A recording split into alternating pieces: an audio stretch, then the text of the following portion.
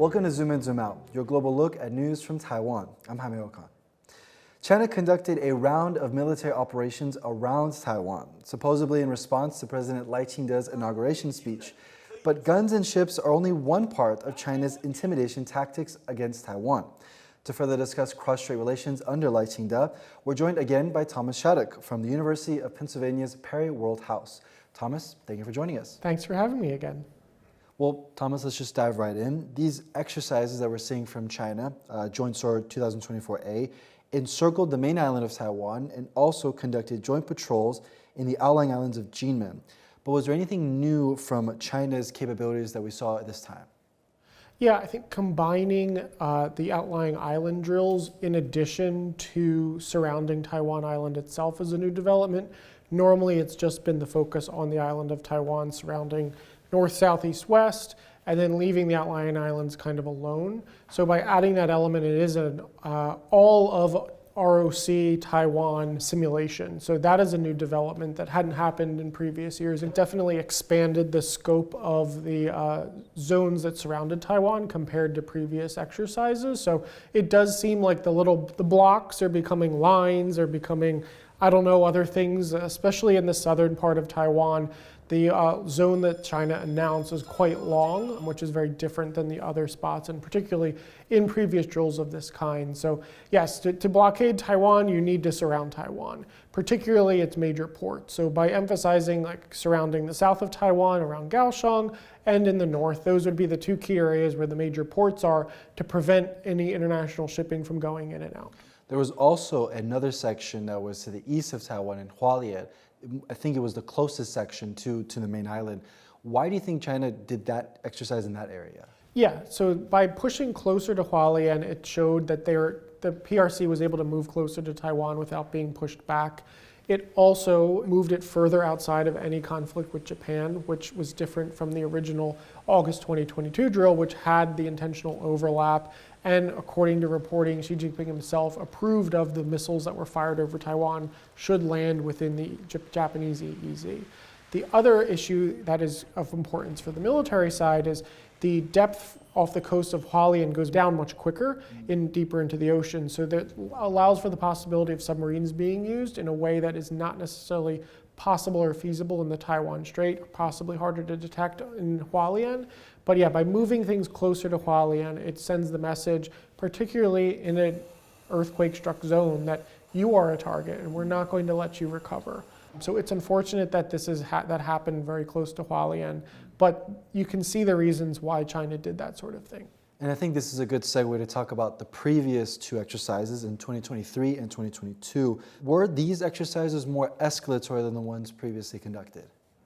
I don't think so, for two main reasons. One is they were shorter in length in response to the Pelosi visit in August 2022.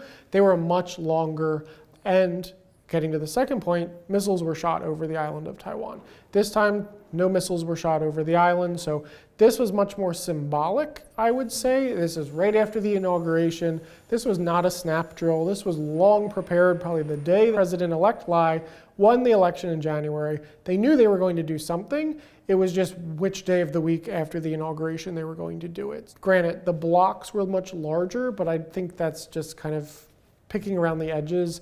Overall, I would say this is less of a significant drill than the post-Pelosi drill, and arguably the Kevin McCarthy-Tsai Ing-wen drill in 2023, which was Joint Sword.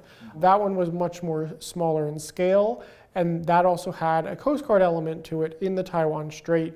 But beside from announcing that the drill perhaps would have stopped Taiwan-flagged vessels in the southern or central and northern part of the Taiwan Strait, to our knowledge, no Taiwan vessels were actually stopped by the Chinese Coast Guard. So that drill in and of itself created a precedent for what then later happened in February of this year with the Jinmen incident, where they did stop a Taiwan flagged vessel. So I think in the grand scheme of things, this was much more symbolic. They couched it as a punishment towards Taiwan, punishment towards President Lai for not being a member of the KMT, punishment for not accepting the 1992 consensus or frankly mentioning it all. So yes, I would say if you were to rank the severity of these, this would probably be 2, maybe 3, with the August 2022 drills being the top of the line there. Looking at the footage and the videos coming out from the exercise we just saw, there was a pretty big Coast Guard element from both Taiwan and China. Can you talk a little bit about the significance of blending in both the Coast Guard and military element from an operational perspective from China? Yeah, that's a great question. I think that it's very clear now that the Coast Guard will have the jurisdiction of the outlying islands theater. The Navy wasn't really a big part of that. It seems like the Coast Guard presence around Jinmen is not going away anytime soon. So it does seem there's a clear division. China's side of the Taiwan Strait, Coast Guard, again, the islands were probably not really going to be a major part of a conflict other than pacifying them quickly. And then the Taiwan side of the Taiwan Strait would be the naval element. So this is blending not just Navy, not just Army, Air Force. This is also now bringing in the law enforcement with the Coast Guard, because there is a clear difference between using the military and using law enforcement. So this was a unique drill in that regard, and especially how it was all of the outlying islands had that Coast Guard presence. So I think moving forward, we'll see a greater integration of the Coast Guard on the outlying islands into a lot of these drills. I think that's a unique thing to this particular one in 2024. I think moving forward, if there's a joint sword B through Z, I think we'll see more Coast Guard involved.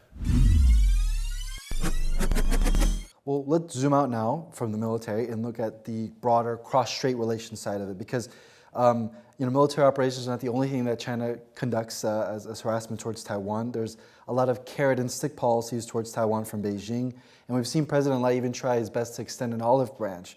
But have we seen any carrots coming from Beijing recently? Not really. It has been very clear since Lai's inauguration that there's continued to be no interest from China to engage with Taiwan. Lai is new into office. He extended his olive branch after the drills. He called for dialogue. That wasn't reciprocated. And that's a very clear message that right now they're prioritizing the stick. The carrots may come, but I think the carrots will come at the subnational level through engaging with TPP and KMT, particularly KMT-held counties and districts. Beyond that, I don't really see Beijing following with what Lai is hoping for, which is just some kind of conversation. The conversations are happening, just not with the DPP. They're happening with the KMT and with the TPP. Recently, a group of Taiwan's legislators actually from the KMT actually were just in China. What do you make of those exchanges? I think they're domestically focused to show that they're the party that can actually go to China, and the DPP cannot and has not been able to go for 8 years. But I think that if the KMT really wanted to, though I am doubtful, they could use this as an opportunity to try to get things a little calmer. But again, it does seem like between the recent visit to China, what's going on in the LY, plus the recent visit by the KMT to Taiping Island, they're using this as a way to show that the DPP cannot engage with China. The DPP is not willing to protect ROC sovereignty as far as into the South China Sea. And the KMT is not interested in compromising or cooperating with the DPP now that it is in the minority and doesn't have the ability to push forth laws. The KMT now has power back. It has a good partner in the TPP. So there's really not much that KMT is willing to do to throw the DPP a bone, particularly when it comes with China, because that is the key difference. Is they always campaign on, we are the party that China can deal with or will deal with, and the DPP is the party of war. And that hasn't changed from the campaign season to post-campaign. So at the time of this interview, Beijing just announced that they're reinstating tariffs on more than 100 items that China imports from Taiwan under the Economic Cooperation Framework Agreement. How badly is this going to affect cross-strait relations? Yeah, and that's typical of the response. It does seem like the military drills happen first, then the economic repercussions. This is a huge kind of change in the economic status quo with over 130 new items that are affected. But again, these are likely things that China can purchase elsewhere, or they can afford to pay a little extra on. These are things that will probably hurt very specific sectors and geographies in Taiwan. And that is part of the course whenever there is a big drill like this. I do want to be careful, though, in coupling this specifically with joint sword. This also could be in response to the U.S. congressional delegations as well. So it's really unclear what is what when it comes to this, because so much is happening in the last few weeks with Taiwan.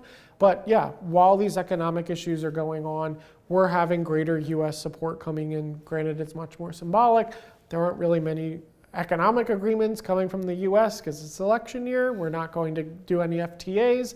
But while China's doing these things to Taiwan to hurt it negatively, the broader international community is also stepping up. We'll see, though, if the symbolic nature of these things actually translates into deliverables, but it's very early in Lai's administration, so it's really unfair to him to expect a victory not even 1 month into office. And in dealing with China, a part of that is the disinformation campaign from Beijing. The videos of the rocket launches over Taiwan, and there were even media reports of that China might try something in June. But looking at the disinformation, how is that affecting the public here in Taiwan? Yeah, I mean, it splits the public, but I don't really think that the disinformation will necessarily change someone's mind.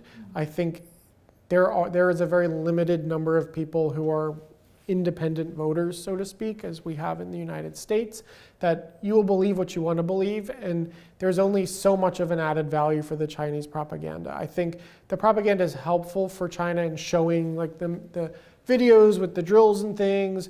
Sometimes maybe a video during a campaign is effective, but Taiwan has been very successful at combating this, and there are a lot of countries that are having their own elections, like the United States coming up, that are victims of this type of thing. So having lessons learned from Taiwan on how they deal with Chinese misinformation is something that is on the civil society level that other countries that cannot engage at the official level with Taiwan can actually have those conversations about how China targets specific people, specific groups, or just broader media misinformation that comes out of Beijing towards these two countries. The last question I want to ask you is, with this U.S. delegation coming over, one of the things that Lai Ching-te said in his little speech there with the congressional delegation was he wants to continue working with U.S. partners and allies, like-minded nations, and there's no doubt a need for President Lai to continue bolstering Taiwan's national security. But what areas do you think he's going to have to prioritize going forward? Yeah, he will likely have to continue the reform of defense. The change in conscription from 4 months to 1 year is a good start, but making sure that that is a useful year. But I think there will be tough conversations that he's going to need to have with the United States about his vision for defense, because there was great tension during some of the time when Tsai Ing-wen was president that they were making asks for things at the United States, just like, why are you asking for these things? In Taiwan's strategy, it may make sense, but the United States at a couple of times actually said, no, we're not going to sell you that. We don't think it's worth it. But now that President Lai is in office, with new authorities from the United States, particularly the PDA, Presidential Drawdown Authority, and foreign military financing, those things existed towards the end of Tsai Ing-wen's presidency. He needs to take full advantage of that. And by connecting the drill to broader conflicts around the world in Ukraine and Gaza, he may have success, but he needs to be smart about what he asks for and show, like, these are the ways that Ukraine, or this is the way that Israel has used this particular thing in this type of conflict. This is the type of conflict that we would imagine we would have, such as maybe striking into the mainland or at least striking into the Taiwan Strait during an amphibious invasion. We would need similar things that Ukraine uses against the Black Sea Fleet or into Crimea, or now that President Biden has kind of lifted this embargo on Ukraine striking into Russia, seeing what Ukraine actually does with that. The other thing with this is Taiwan's actually going to start getting some of this stuff. A lot of the things that were purchased under Tsai Ing-wen are now going to come under William Lai. And I think that's also important, that he may not need to ask for as much because he's going to be getting a lot of stuff.